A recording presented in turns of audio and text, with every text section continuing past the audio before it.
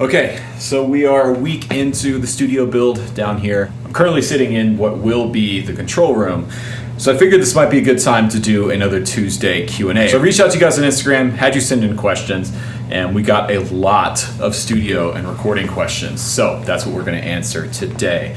Quick plug though, if you want to help support the build of the studio, you can do so by buying a video course. They're all on sale currently via the link down below. That's the Fretboard Fundamentals course, the Nashville Number System course, and the Tone course are all on sale. And I appreciate the support because you buying a course is going to help me buy some more lumber and sheetrock for the studio. So thank you.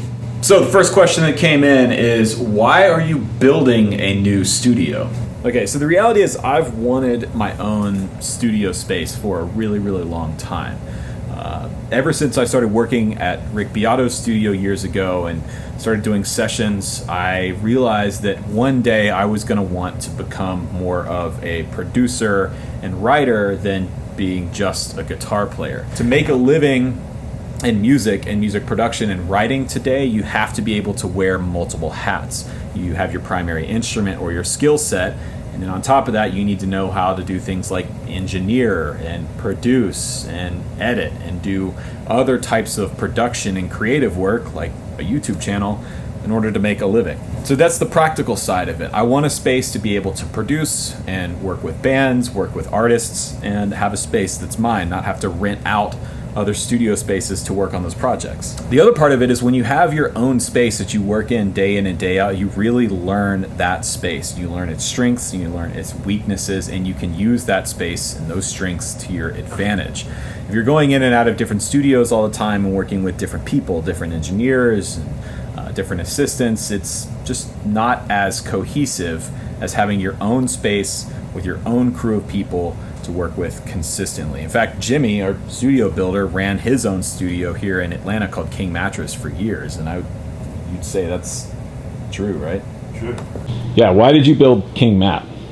Well, everything Rhett just said is right on point.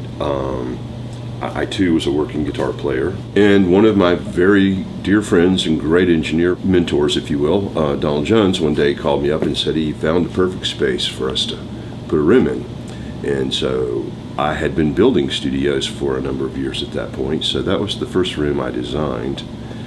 And what Rhett says is absolutely true. You become very familiar with the sound of the room, the equipment that's in the room, the microphones that you have to work with, and you really learn an awful lot about your own skills the more you do that. And being able to go to the same place every day and have tools that you're familiar with really takes just a leap and a bound in a positive direction with your skills. Yeah, so that's a big part of it. And then on a more personal note, I want to make records. This is a part of my career and things that I want to do that I haven't been able to do quite yet. And it's something that in order to make the records that I want to make, it requires a space like this. I want to track with a full band in a room. And then aside from that, there's also some ideas that I have for this YouTube channel that I really want to do that I can't pull off without a space like this that I can work in consistently. And that's all I'll say about that for now. But that's why I'm building a studio. Second question asks, how will you document the studio build for YouTube? Will there be a series? Yes, we're actually in the middle of shooting the series. We are planning on doing about a 6-part video series. It's going to document the entire build from start to finish. It's something I'm really excited about. We're putting a ton of work into on top of building the actual space, filming and getting angles of everything. It is slowing us down a little bit, but it's going to be worth it in the long run. The idea behind the series is not just to show you my studio build, but to actually share some information about how these things go together. If you were to build your own studio, or even if you're going to try and outfit a room in your house to make it sound better. Our studio designer, Jimmy Byrd, who's heading this whole project, is a mad scientist with this stuff. And he is sharing decades and decades of wisdom when it comes to studio builds, and we're going to put all that down. Now, the thing is, you won't see the studio build series on the channel until we're pretty close to being done, which realistically means you won't see the first episode till probably early next year. January, February timeframe. But just know that once the videos start rolling out, they will be continuously rolling out. That's why we're waiting. I want to release it like a TV show schedule, 1 video a week until the whole thing is done. So yes, you will see the entire build on my channel. This question came in from Stephen Shaw 91 on Instagram. Stephen asks, what advice do you have for someone wanting to become a session guitarist? So if you want to start playing sessions, there's a few skill sets that you need to have under your belt. First of all, you absolutely need to be able to play in time with a metronome or a click track. That's an essential skill. The next thing I would tell you is practice recording yourself. If you're new to a recording situation, you can encounter something called red light syndrome, and it happens to everybody, even seasoned studio people. But it's the idea that when the red light comes on, it's a struggle to try and play something cleanly or get a good takedown. And a really good way of working on that and getting past red light syndrome is to practice recording yourself, even if it's just with your phone and a voice memo app. After that, I would tell you to do a lot of listening. Listen to great records, not just guitar records, not just transcribing guitar solos, but listen to really great records, things that are produced really well, that are written really well, and then hone in on those guitar parts, even the most simple and subtle guitar parts, because oftentimes they're the most important. They're the ones that will make or break the session. And on top of that, you need to be a great rhythm player. You need to have your rhythm chops together, because most of the time in a studio setting, you're going to be relying on your rhythm chops and not your lead chops. At least in my experience, most of the sessions that I've done have relied mostly on writing simple parts, pentatonic melodies, understanding your triads up and down the neck. Those are the meat and potatoes guitar session skills, at least for the sessions that I do, which is,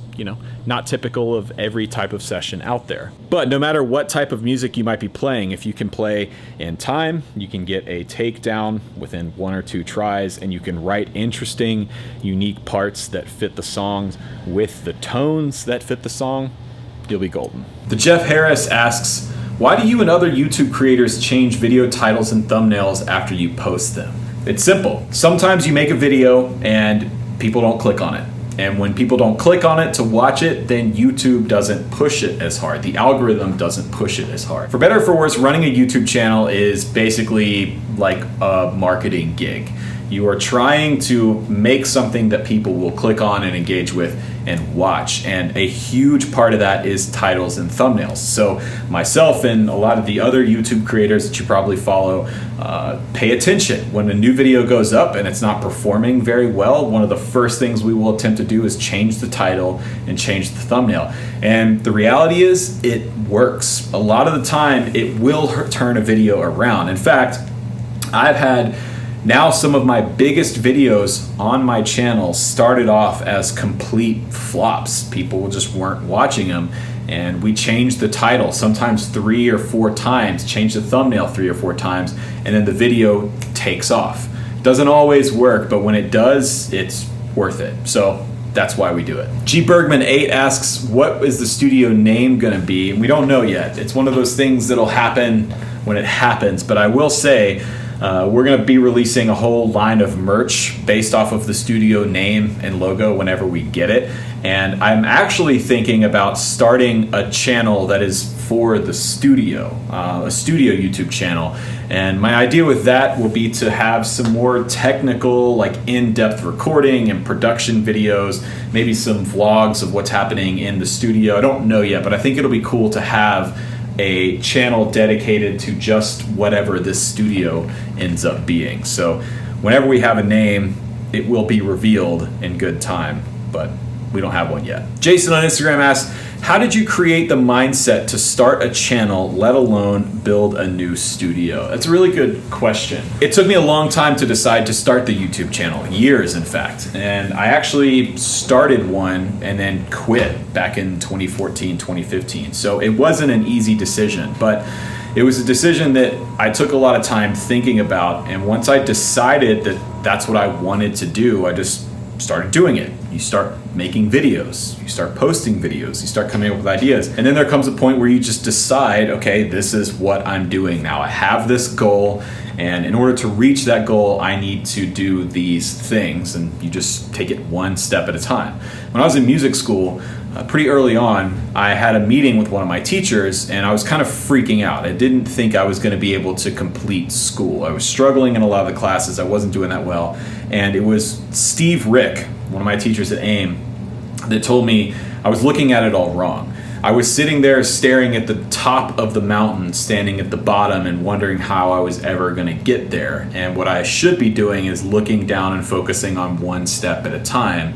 And before you know it, you're going to be at the top of the mountain. And that's what got me through music school. That's what got me to my first 10,000 subscribers on YouTube. And that's what's getting us through this whole build process. There's been several points during this week of building that I've had a moment where I've sat and looked around and just thought, oh my God, what have we gotten ourselves into? This is a massive project. But then you just stop, look down, and take one step at a time. Cut the next board, hang the next sheet of drywall, and you do that over and over and over again, and before you know it, you're building a whole new studio. So I would say that's the mindset. Take it one step at a time, have a goal, have an endpoint in mind, and just chip away at it time after time after time, and you'll get there. Meetup in Hamburg. Yeah, so in a few weeks, my friend Philip Conrad and I will be flying out to Hamburg, Germany for 3 weeks to play on a record. And yeah, if there's people that want to meet up, and maybe there's a guitar store or some place that would want to host a meetup, we could do that. I've never done something like that before, but if people are interested and there's a place in or around Hamburg and we have the time to get away from the session to go do it, I could see Phil and I wanted to do a meetup. So yeah. Do you plan on renting the studio space for other people outside your circle? No. This is not going to be a commercial studio space. This is not going to be a space for hire. This is going to be my studio for my projects, for bands and artists that I work with, for this YouTube channel, and for other projects that I haven't even thought of or haven't encountered yet. But this will not be a public studio for rent or anything like that. So there you go. That's this episode of Tuesday Q&A. Thank you guys so much for watching. Don't forget, if you want to support the channel or support the studio build, buy a video course currently on sale via the link down in the description box below. You can also sign up for the Inner Circle down there for $10 a month and get access to my video courses and the Inner Circle live hangs that we do every month. That's linked down below as well. If you haven't done so already, be sure to subscribe here on YouTube. Follow me on Instagram and TikTok at Rhett Shull. And be on the lookout for the studio build series when it comes out early next year. That's it. Thanks so much for watching. And remember, there is no plan B.